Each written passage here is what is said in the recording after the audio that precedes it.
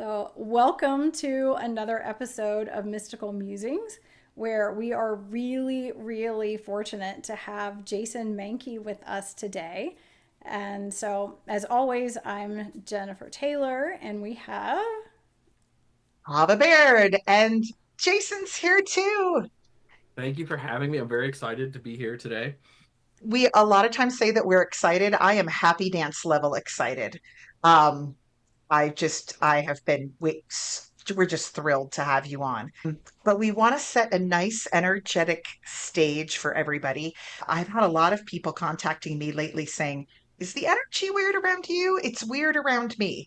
There seems to be where we are approaching the beginning of our harvest season and energy is high, but there also does seem to be a little bit of extra chaos in everybody's life.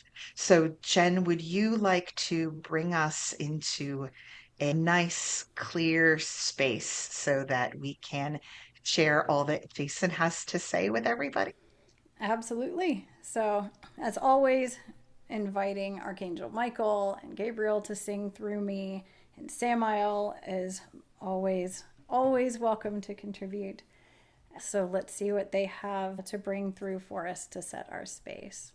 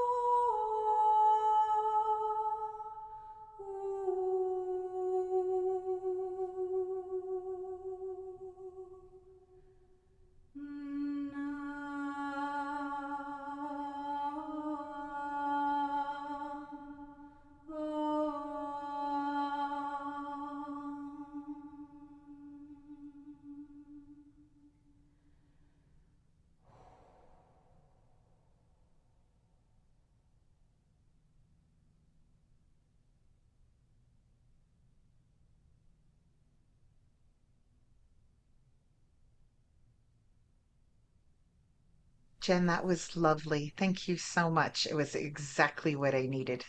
Oh, I'm so glad. That was absolutely beautiful. I could listen to that for another hour. That was Thank you. fantastic. I like want to bottle that and steal it from you. That was just so great.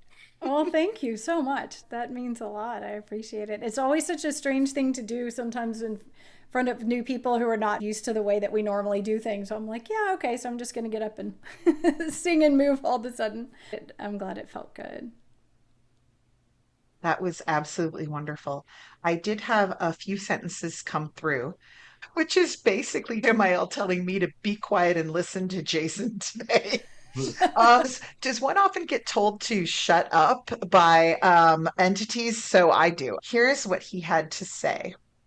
My greetings to the teacher, a wise one who walks many ways.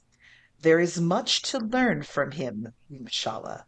He is blessed with a clear view of divinity and the true nature of wildness. Open your ears and try to be a good student. Yes, sit at his knee if you can.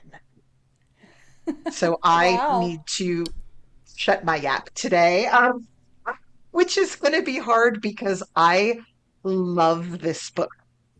I don't know if I can live up to that billing. I mean, that's going to be tough. That's really going to be tough. That is quite the glowing Yeah. introduction. I tell you, I was thinking, what sorts of things do we say to introduce you? And I'm like, well, you can't top that, really. Well, clearly Samael is hardcore in Jason's corner. But Jason, would you like to tell our listeners a little bit more? You actually have, I mean, the book that we're going to be talking about today is High Priest, which is a biography of the late, great Raymond Buckland. I grew up on Buckland and Scott Cunningham, and I cried reading this book. It was so moving to me. And I'll probably cry during the podcast as well. But you have a wide body of work, and you will be teaching at the Free Spirit Gathering next week. And I'm so excited to be community share teaching in the same location. Would you mind telling us a little bit about all of your work and kind of giving us the elevator intro to you? Wow. So this is my 10th book, which is crazy to me to have written 10 books. I mean, a lot of my idols didn't even write 10 books.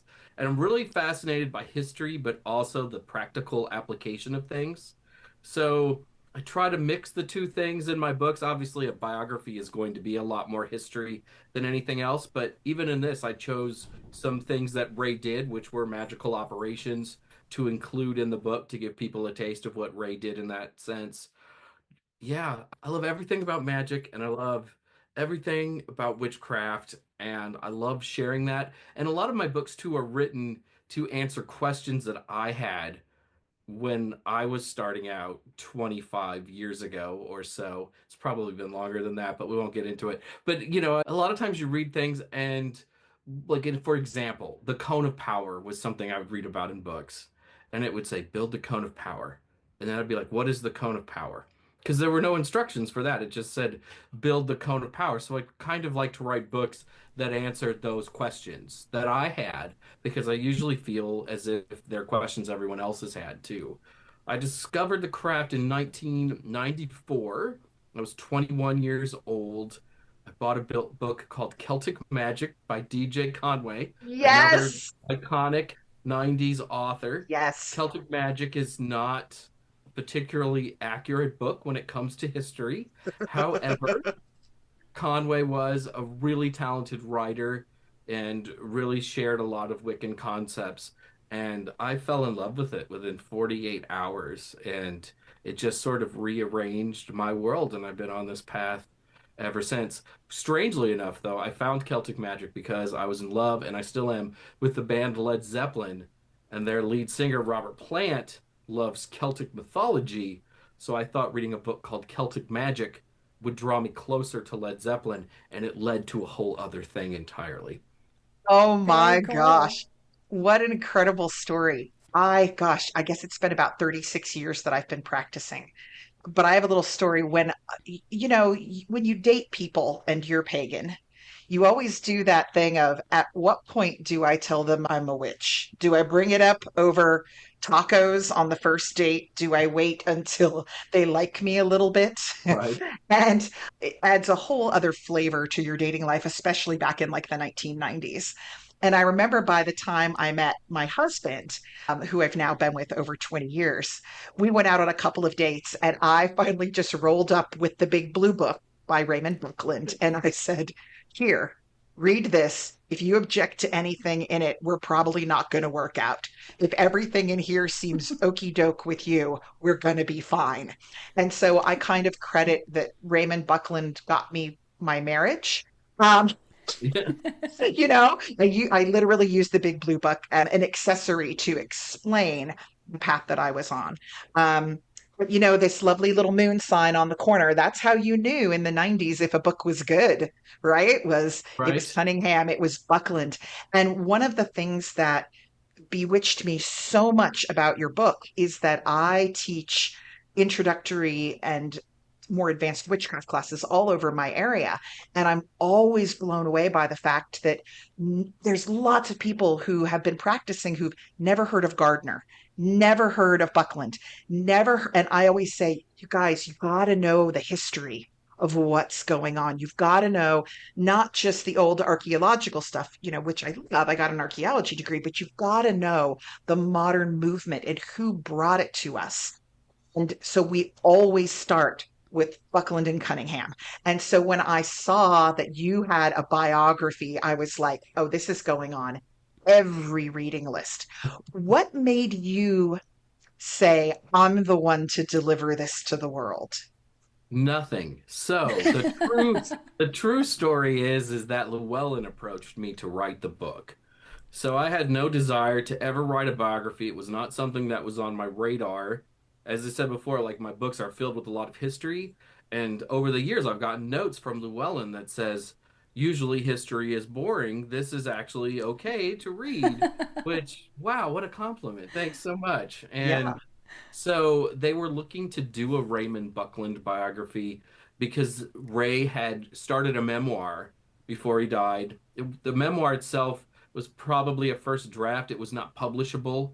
It was really, I did this, I did this, I did this, and then, boom, boom, boom, no context, not a lot of emotion with it. And a lot of the memoir too was, and then in 1972, we bought a Gremlin, and the Gremlin got really great gas mileage, but the Gremlin did not have a very good grip on the roads. And it would go on for like 9 paragraphs about his cars because he really loved cars. Most witches don't care about cars. So Llewellyn had that and this desire to do something with Ray, and his widow was on board. She was a collaborator in a lot of ways because she was really helpful when I was writing the book, and the book was written with her like nod of approval, though she never made me change anything, which is really great. But anyway, so they asked me to write the book, and this was during COVID, and I'd already like had 2 other books that were in the pipeline, and I was like gonna say no. And my neighbors were like, "Oh, Jason, this will take your career to a new place. You should totally do this." And I gave up and said yes.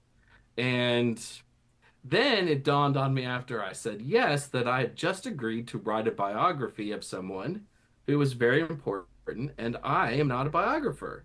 And also, I don't have money to go out to all the places that Ray went. So, can I really do this? And I told my editor that I didn't want to do it and was going to give the advance back and everything else. And she kind of guilted me into doing it. And Llewellyn coughed up some money for some travel expenses, which I probably should say out loud because they rarely do that kind of thing. Yeah. And so I was back on board, and I went to the Buckland Museum, which is in Cleveland, Ohio. And the Buckland Museum has a lot of Ray's personal effects and Yes. correspondence and other things. There's a lot that's out in the museum, and then there's a whole treasure trove of other things. And I went there to do some research, and I found some letters from Gerald Gardner to Ray Buckland and from Monique Wilson, who was Buckland's initiator to Ray. And then I was like, okay, I can do this. And then it was off. But I didn't want to do it. Now people ask me, what's the next biography you're going to write? And I'm like, none. I'm never writing another biography. Like Llewellyn's going, Scott Cunningham biography. Yeah, I can just see it now. Yeah. I know Samael told me to be quiet, but I do have to get this in. The way I knew I was going to love this book and that I was going to love the way that you wrote was right on page 1. I actually made notes in the book that said approachable and lovely intro. You talk about knowing that Raymond Buckland is in the same place that you are and avoiding him Yes. because it's like you're meeting a hero. And for anyone who's listening right now, Raymond Buckland is the father of American witchcraft. And if you've ever emailed me or FaceTimed me or whatever, asking me for a book to read because you're just starting out, you need to get High Priest by Jason Mankey right away and put it on your reading list. That's the big book that I'm recommending.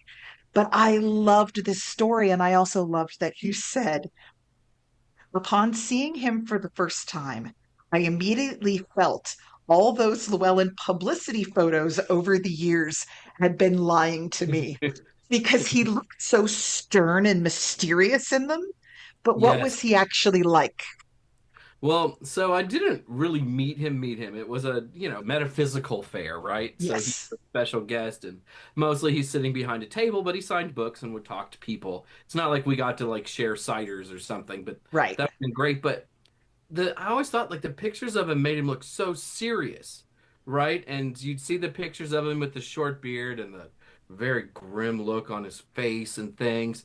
And I thought to myself, wow, this guy's probably really gruff, right? And never smiles or cracks a joke. And, he it was the exact opposite. He was like a little elf. I mean, and he was not a very big man. He was kind of a short of stature, right? So, because I'd always thought of him, he's got to be at least 5'10", right? And I'm only 5'8", so he's probably gonna glower down at me. But he was super like approachable, and he has this good sense of humor, and he smiles a lot. And that was never what you got out of Ray when you saw his pictures or you watched his movie, because in 1990 they released a video of Ray talking about witchcraft, and again, it's you got to hear a little of his voice, which is a little like higher pitch than I would have guessed, but he sits ramrod straight and he just talks about the history of witchcraft in a very serious way. And it doesn't really have his humor in it. And I think Ray was a very funny person, and for whatever reason that never really came out in his writing, and I never felt like it came out in his pictures. But yes, yeah, he was not what I expected in the best way possible. In the best way possible. I think that's such a wonderful thing to get to meet him and have that. And because I think so many times you'll hear about people that kind of meet these idols and these people and they're kind of disappointed because there's a public presentation that's what they think everybody's going to want to see. And then they meet them and they're like, oh, really? Like he wasn't like that, or he was more, kind of gruff or less approachable. So it's really neat that you got to meet him and he was so much more warm and open and friendly and laughing and smiling. What a nice thing to discover. And I can totally see how you would get that too from a lot of the pictures and things when I started looking up more about him. He looks like he would be scary to meet. It's like, oh gosh, I don't want to say the wrong thing. Or, yeah, it looks like he would be very judgy in the pictures. Yeah, he sort of looks like 1978 super occultist, right? Where Yes. you expect like a giant chain around his neck. He's probably got a deck of tarot cards in his suit pocket. Like everything is really serious. And that wasn't really the case. But I'm also like really bad about my idols. I'm like a fanboy still, right? Like I like still geek out when I meet these people that I grew up on, and I'm like in my 50s now, right? So, I probably shouldn't feel that way. I probably shouldn't act like I'm, 14, but I still do and get really excited when I meet these famous people. Ronald Hutton is probably my favorite writer of all time, and I met him in 2022, and my wife filmed the encounter. I had a book signed because she really felt like I was going to faint because I was so excited. And he said to me, he goes, Jason Mank, I would recognize that hair anywhere. And I didn't know that he knew who I was. And I think I turned like beet red. I mean, it was, and yeah, instead of like being, oh, I'm so excited that this happened, I was like, oh my God, I'm just gonna run into a corner and hide. Yeah. Someone like Buckland or any of these writers that move us. I mean, I grew up in a very conservative Catholic military household. I knew really early on that I felt that I couldn't continue to practice Catholicism because it wasn't for me. And I felt that I was being disrespectful to the people who truly believed it. And I went on a journey to try to figure out what I believed. And I read pretty much the entire 100 section of the library. And I remember running across my first Raymond Buckland book, which I think was practical candle magic, right? Yeah. So many of us started with that, and opening it up, and the way that he wrote and the way he made things that sounded so foreign sound so familiar. I remember thinking, oh my gosh, I felt like I fit in. I felt like there was a path for me. Buckland and Cunningham and all those other early writers. I mean, I remember reading The Spiral Dance and Drawing Down the Moon and, Magical Rites from the Crystal Well with that lovely Oh, purple cover. oh, wow. Yeah. Yeah, like all of those, and thinking, like, there's a place for me. Raymond Buckland, I mean, as a 16-year-old, gave me license to go out and be different and to be who I wanted to be until I eventually found a group that would help educate me and initiate me and all of those things.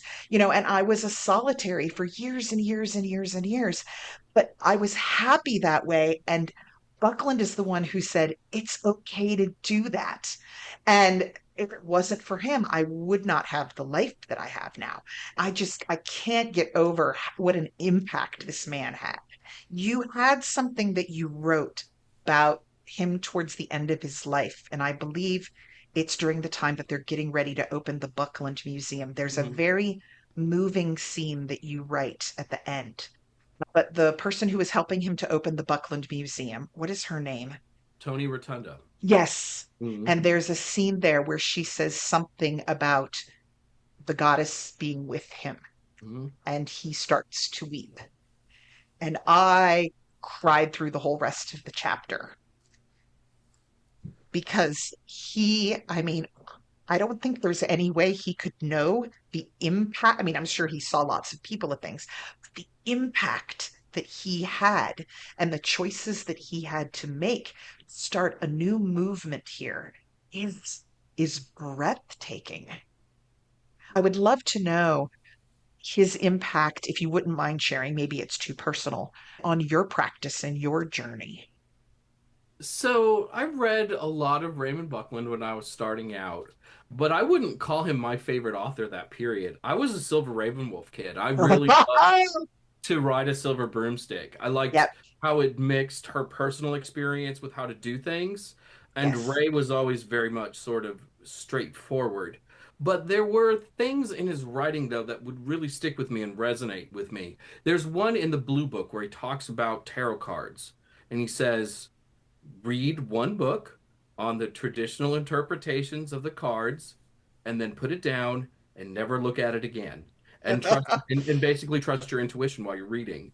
And to me, I always thought that was brilliant advice, right? That's one of those things that totally stuck with me forever. So there were always little moments of Ray that were really lodged in my brain that I took to heart, that were from then on a part of my practice. Practical candle burning rituals, I think it's not until maybe like the second edition, but there's an appendix and it tells the story about how you can use magic to benefit your life, and you can't use it to get lottery numbers, and you can't use it to just have a new car show up at your house, right? There's got to be a path and a progression. And to me, that was a great explainer of what magic was and is, right? It can't by a snap solve all your problems, but it can put you on the right path to having all your problems solved. It can open doors, it can push you in the right ways.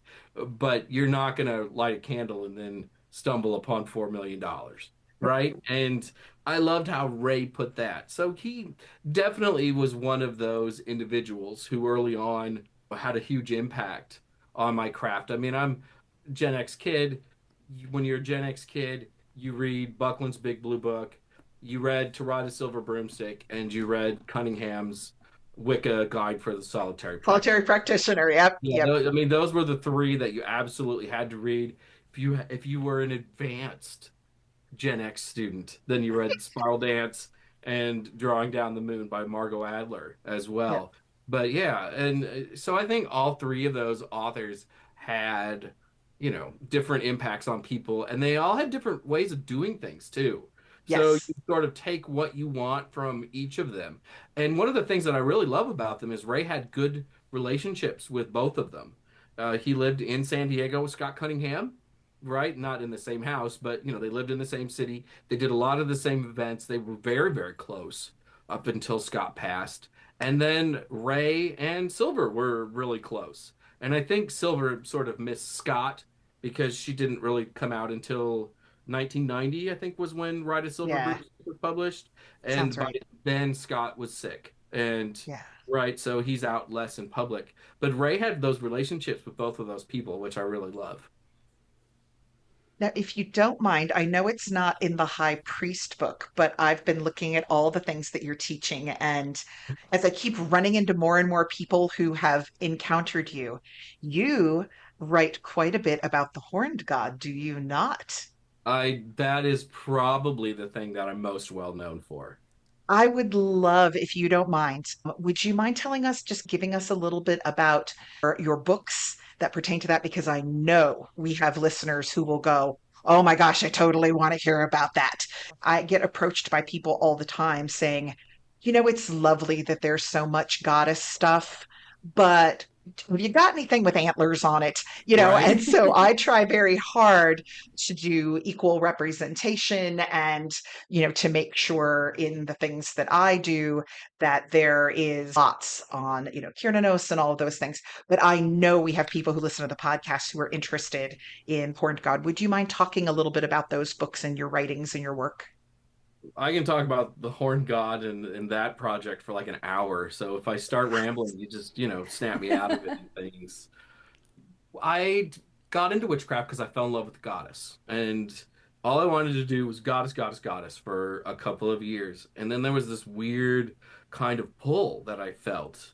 There was this like kind of knocking at the door, and I felt the great god Pan. And I wanted nothing to do with Pan. I mean, I was president of my Methodist church youth group. Anything with horns or antlers just was sort of frightening to me. That was not what I was interested in. And I tried to ignore it for a long time. And then I found out that I couldn't ignore it, that it was really something that wanted to be in my life, and it was something that I really needed to be in my life.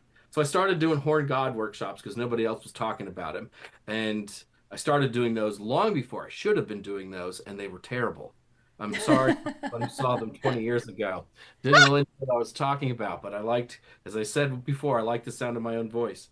And then in 2005, I was at a festival called Pantheacon, and by then I'd started doing workshops in a much more serious way, and I was getting better at them, and the information was much more factual, et cetera, et cetera.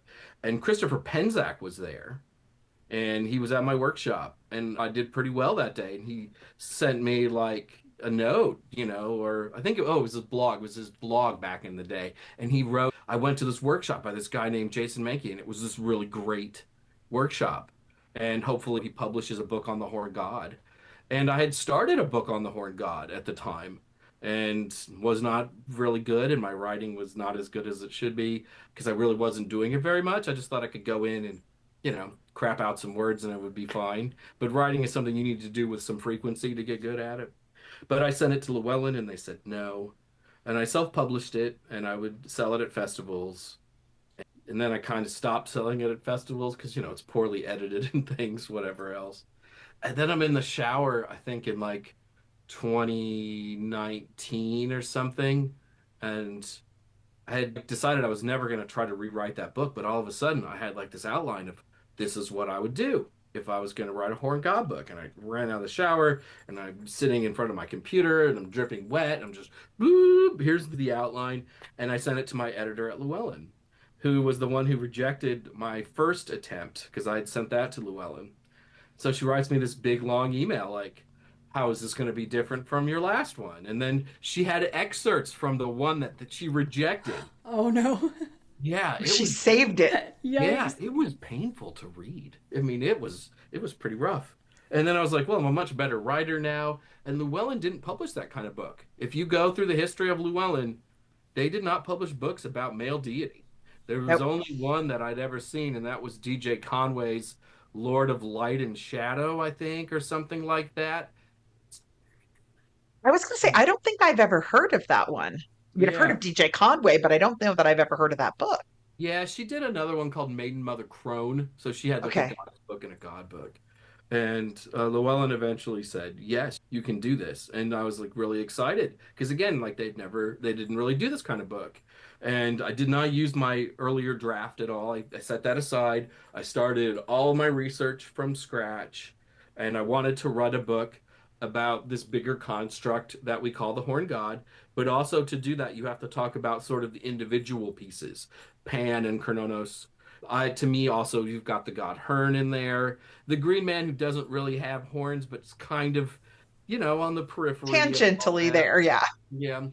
I also decided, and this got me some one-star reviews on Amazon because my book was too woke. I wanted to include Ellen of the Ways Oh, because yeah. Ellen is antlered, right? Hmm. To me, she's a part of the modern story, or she wouldn't be Yes. here. She wouldn't be on all these shirts that people are wearing. You couldn't buy statues of her on Amazon and at bookstores and things, right? Now So, you can. and now you can, right? Like, Yep. so to me, it was like, well, she has to be there, right? Because she's definitely a part of this modern story. So I wanted to tell that story, horns in the ancient world, certain horned and antlered deities. And, there are other ones, that maybe you want to talk about. But to me, I wanted to talk about the ones that I think have influenced self-identified witches the most.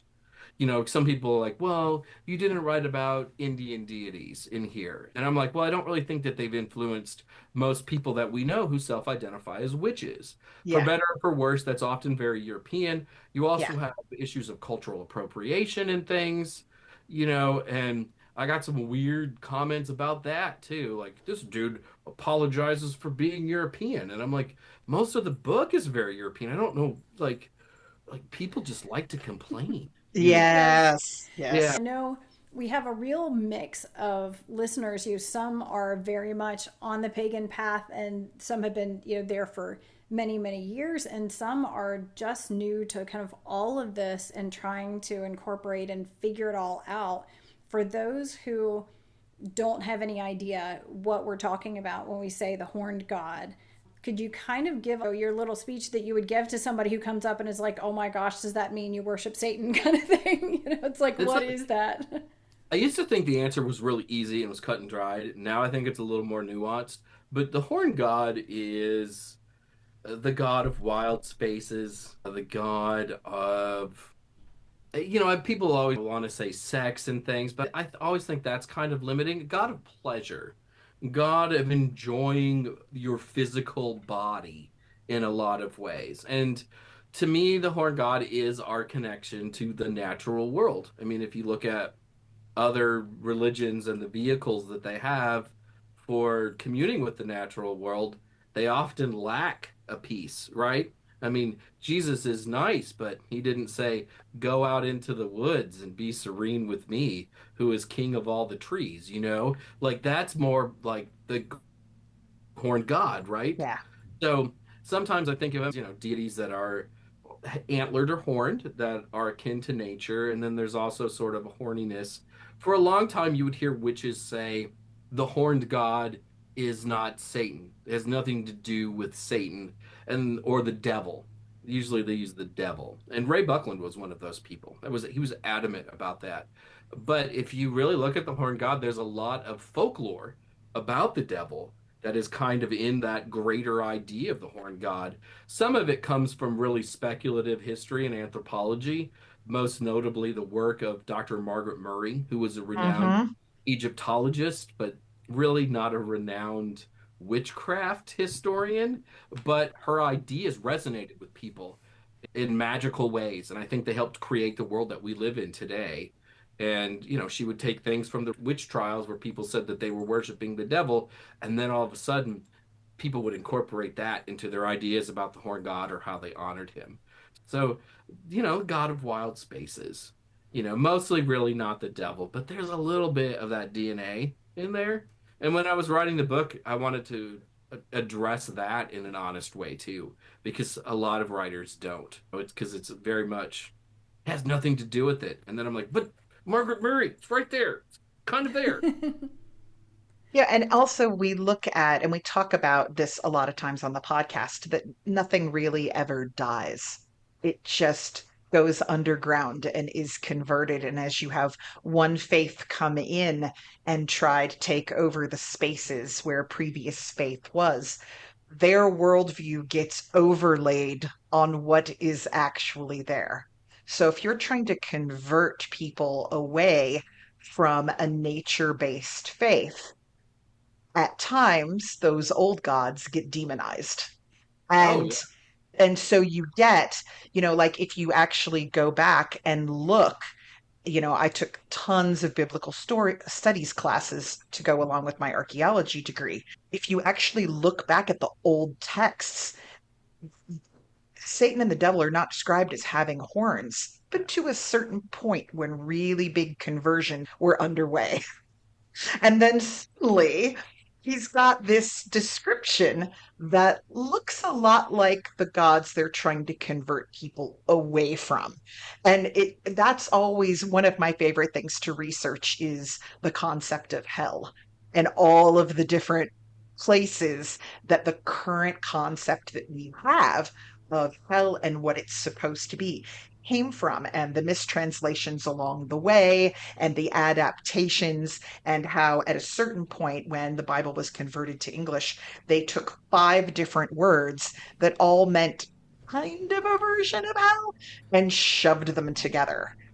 Sort of like if you take the word squirrel, the word dog, the word cat, cow, and horse and go, they all got four legs, they're all mammals. Let's all turn them into one word. Yeah. There were nuances there that were lost. Yeah. And there's like a yearning though, I think, when it comes to pagan deities, right? I mean, they'll be kind of pushed under. And then, especially with the Horn God, this is one of the things I love about writing about the Horn God. In the 19th century, all of a sudden, there's this renewed interest in the great god Pan, really from out of nowhere by a few romantic poets, 1820 or so. And then all of a sudden, for the next 100 years, every poet writes about this Greek god who was really pretty low in the pecking order of Yeah. Greek gods. No offense to my friend, but we're talking a B minus god, right? When it comes to how you look at deities, not on Olympus, Yeah. didn't have famous children, right? Stories were mostly about like losing courtships, not about gaining them, right? I'm going to turn into some reeds to hide from this guy. Not the best story necessarily. But all of a sudden, people are worshiping Pan through poetry because they need this connection to nature that their current circumstances lack.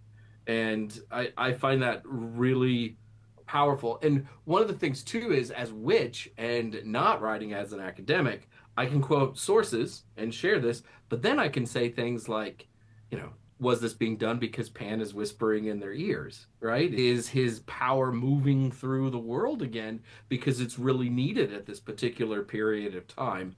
And reading somebody like Professor Ronald Hutton, who's writing for Oxford Press, he can't say that. But I can Right. say that in something like The Horn God of the Witches, which I'm always really happy about.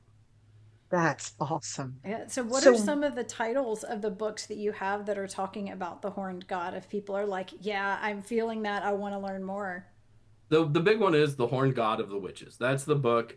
There's also Modern Witchcraft with the Greek Gods, which I wrote with Estrella Taylor. And of course, Pan has a chapter in that. I think of Dionysus as a horn god in a lot of ways because there is this emphasis on creation, and a lot of his worship has to do with phalluses, which are a horn god thing in a lot of ways. So, he has a big chapter in that book. you know. But the rest of them, not so much, because the rest of them are more about doing. Though you'll see rituals where you might have, like the Horn God make an appearance, like the Witch's Wheel of the Year, which is my Sabbath book. In Transformative Witchcraft, there's a ritual inspired by Margaret Murray I think in there, yes, yeah, there is. And to me, Margaret Murray's writings about the Horn God really helped shape the modern interpretation of that figure. So, it kind of shows up in bits and pieces in other books. But he has his own book, right? Or they have their own book, really, because, when I think of it with Ellen and stuff, right? I mean, and also female versions of Chrononos, female Green Men, and female Pans. We're all running through the early modern period slash ancient world. So yeah, Awesome. So, so now that High Priest is out, what are you writing now? right Or are now we I'm not writing. allowed to know? No, no, it's called The Great Goddess of the Witches. So it's my goddess book, and it's harder to define that idea than the horned god because you can always go back to, oh yeah, horns on his head, right, or horns on their head.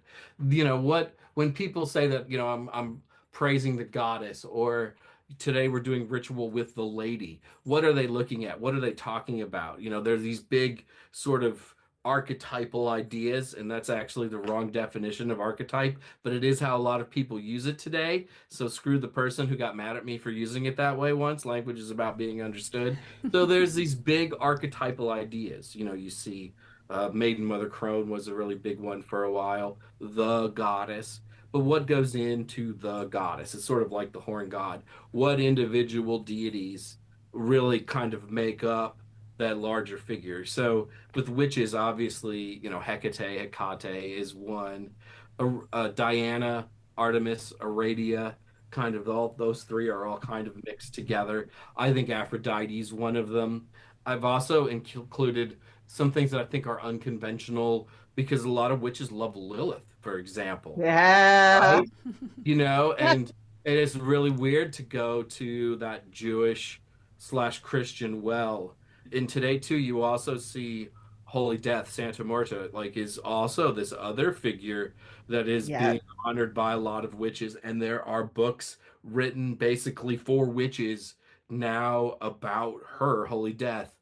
So to me, that's a part of this bigger picture. And then of course, goddesses like the Morrigan and goddesses like I think Bridget, the Irish goddess slash saint slash Loa, right? So I'm writing about those bigger ideas and then something about the individual deities as well. I'm supposed to be done with that by Christmas, I which was like, that's a lot to bite off there. Wow. yeah, it is. It's a thing too. Like when you write about history, though, like how many words for these deities, right? And I want to write about so many, but I'm thinking, maybe it's just 2,000 words. And like Pan, I think ended up being like 4,000 words for a chapter. So I feel like I'm Yeah. giving them short shrift, but also like if you want to read more about Hecate, there are 10 books just about her. So I'm just kind of looking at where she fits into this bigger idea, right? Yeah. Yeah, but it is a lot to chew on, and I'm kind of like regretting my decision to write this as I go through it. So you now have Not to Count Down, but you've got a couple months to finish that book up. I know you're spending next week at Free Spirit Gathering. If people want to find you at other events or things that you're teaching, what do you have out on the table the next couple of months as we roll into that lovely witchy September, October Samhain season? So I go to Free Spirit Gathering, and then I'm staying on the East Coast for another week. I'm doing CWPN's Harvest Gathering, which is in Orange, Connecticut. So if you live on the West Coast, Connecticut and Baltimore or Maryland are close together in your brain, even though they're a couple hundred miles apart. But we live in California, everything is so far away. So a couple hundred miles is nothing. So that's in August. And then in September, I am at the Spokane's Pagan Pride Day, which is September 6th. And then the following week, I'm in Reno for Reno's Pagan Pride Day, which is the 13th. And then I think I'm somehow home for all of October. And then I'm doing the occult fair in Las Vegas, Nevada, November 22nd. Wow, you are moving around. I do about 13 events a year. So, yeah, I mean, it's a lot of your weekends are away from home. But I love people and I love talking about this stuff. And it's a blessing to really be able to fly around the country and meet hundreds, if not thousands, of people in a given year. Yeah. And I have to say, while I know you were really reluctant to write this book, I'm so glad that you did, because I think they picked exactly the right kind of person to write the book and have it be engaging, because I am not a history person by any stretch of the imagination. And the idea of reading a big, thick book of a biography of somebody was like, oh, this is going to be rough. Like, this is going to be hard. But I think because you're not a biography writer, and nothing against biography writers, I really don't read them, so you're probably great. But I think that because you're not, the way that you approached it, it felt very, it was very approachable, very familiar. And within a short period of time, I felt like, yeah, like we're just kind of hanging out, hearing you tell me about him. Mhm. And it made it a really easy read, and it was enjoyable. And it was really nice to get to hear. Whereas, Tava has grown up with all this stuff. I've only heard of him because Tava will mention him and talk about it. So it was really a neat thing to get all of this history, but kind of wrapped up in a story, and in a way that it didn't seem like, and then this happened and then this happened. And I was so happy early on to hear how you were like, I'm not going to just list all of the things. It's like, that he did this and this. It's not just sort of a list of facts, but it really gives you a feeling of who he was behind the books that he wrote and what was happening in his life. And it really is an interesting and fun read, and so different than anything that I had kind of imagined it might be. So, for anybody who's just interested in wanting to get a sense of how witchcraft came about in the United States and in North America, it's such a good way to get it and feel like it's a fun kind of read and to get all this information. So I'm so glad that you acquiesced. And I definitely see why they wanted you to be the one to write it. I try to Absolutely. write like I talk, which, very conversational. And for a long time, that wasn't acceptable when it came to books. And I Yeah. think the internet changed that with blogs and things, which really emphasized a more approachable writing style. And I thought that that was my strength, which is probably why my early books got rejected. But then all of a sudden, that was okay. And with Yeah. the Ray book too, there's a couple funny things. You mentioned that it's long. Llewellyn sent me like my first set of notes after I sent it in, and they were like, "Yeah, we want to cut 20,000 words from the Oh boy. because I think that big books in the witchcraft world don't sell as well as shorter books. I really believe that. And so they were really worried about the length of the book. And so I went through it, and they also said, we want you to probably add some things. So when I sent it back to them, I think it was 20,000 words longer than what it was when I sent it to them originally, which I found pretty funny. And they never cut any words out, and I never really made a huge attempt to. So yeah. And also too, like with the Buckland book, I thought it was really important to put Ray in context of where he was at and where the rest of the witchcraft world was in the 60s and in the 70s and in the 80s and things. And to me, that's really important. So it kind of reads as a history of American witchcraft in a way, but also Ray Buckland's story of his life.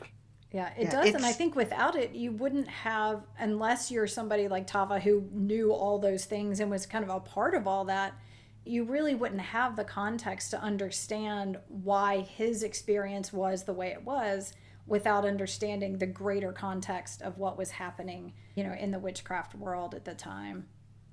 I also think too is when we look at the history of witchcraft, we often look at Britain, like Yes. especially England, because it all comes back to Gerald Gardner and Doreen Valiente, and certainly they were the pioneers. But I mean, there are more witches in the United States, and I think it's flourished more here than in the UK, having been there several times. No offense to my friends in the UK, I love you, and I wish I lived over there, but that's another story.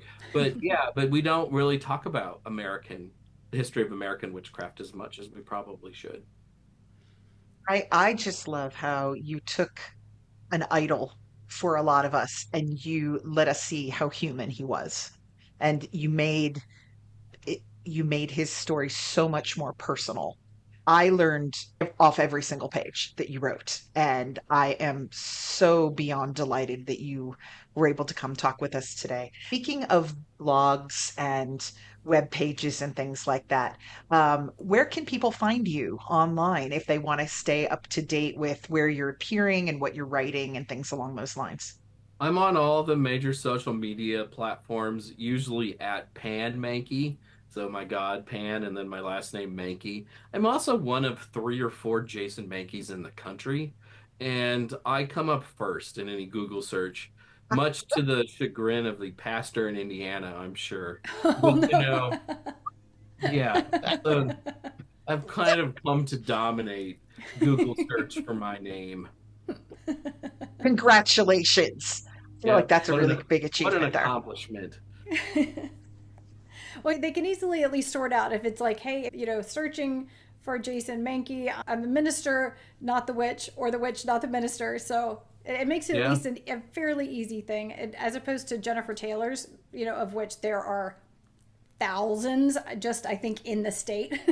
Oh yeah. Yeah, my last name is not particularly common, so that helps. Yeah. Also, I do know that a Mankey is a Pokemon, if anybody wanted to throw that out at me later. I'm aware I actually own several, along with a t-shirt that says Mo Mankey, Mo Problems with a picture of the Pokemon on it. So there you go. Nice.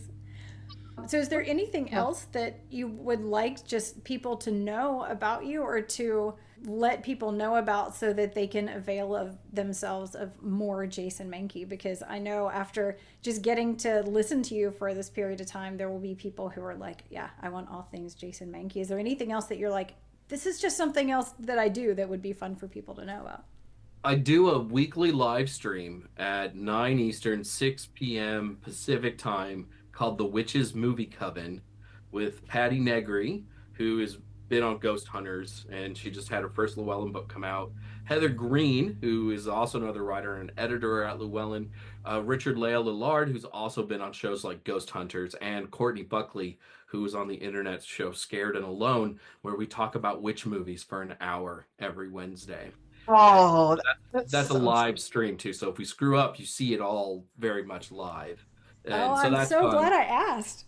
And Yeah, you this all sounds awesome. it's really fun, and there's also, you can watch the podcast, or all the episodes are on YouTube, but the chat is always going and we're always responding to everything that's going on. So that's really fun.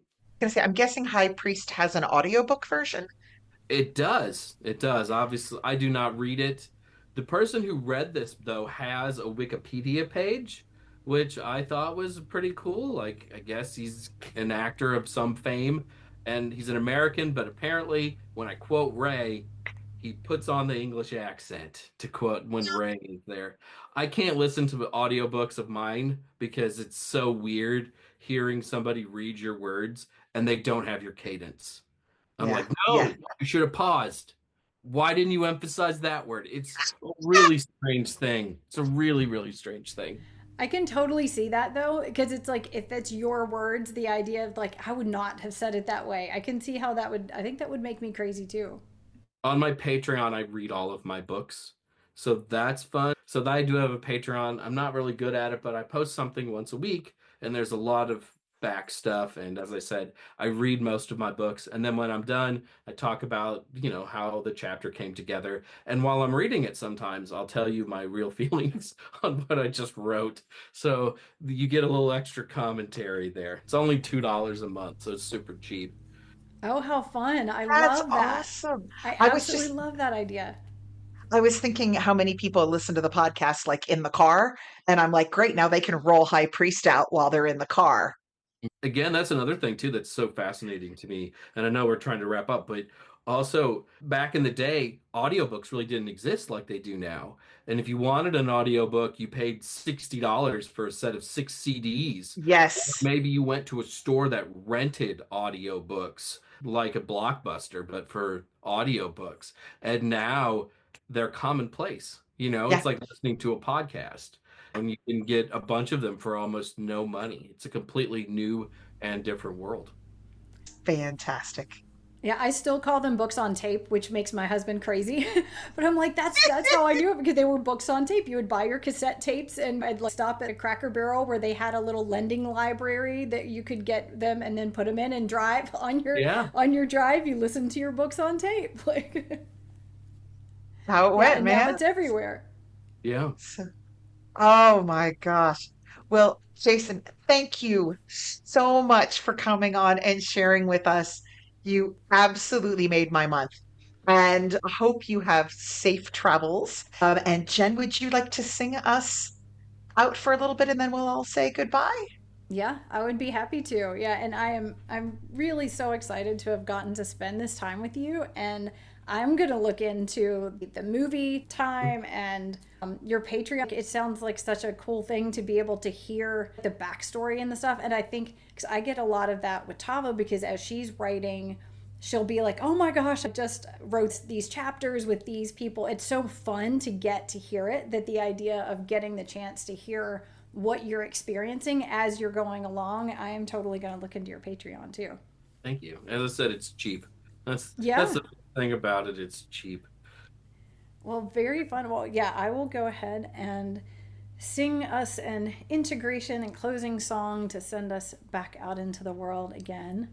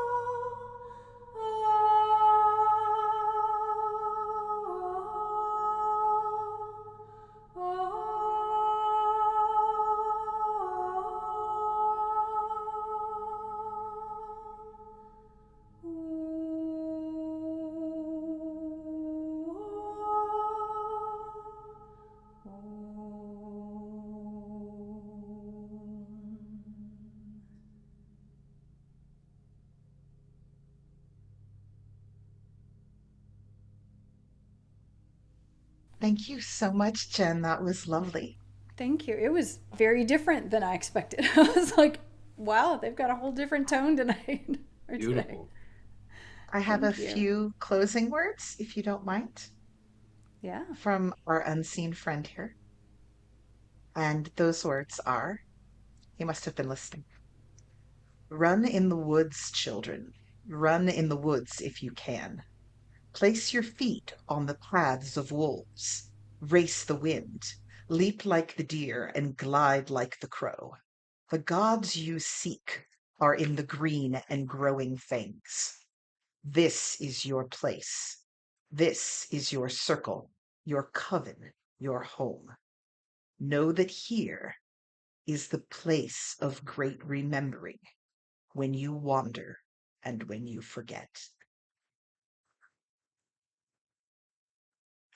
Thank you so much, Jason, for being with us today. And guys, we will put links to Jason's Patreon and all the books that were mentioned in Free Spirit Gathering and everything in the show notes so that you can go out into the world and meet him on your own. Thank you both. This has been just terrific. I've had a great time. You're really good at this. I'm inspired by the words and the songs, and oh, this has just been really, really terrific. So thank you so much. Oh, thank you so much. And hopefully, I will run into you somewhere next week. And if our paths don't happen to cross, I hope you have a fantastic gathering. We are going to meet, and it's going to be great. It'll be fun. Yeah. Woohoo! I can't wait. Put it on the schedule.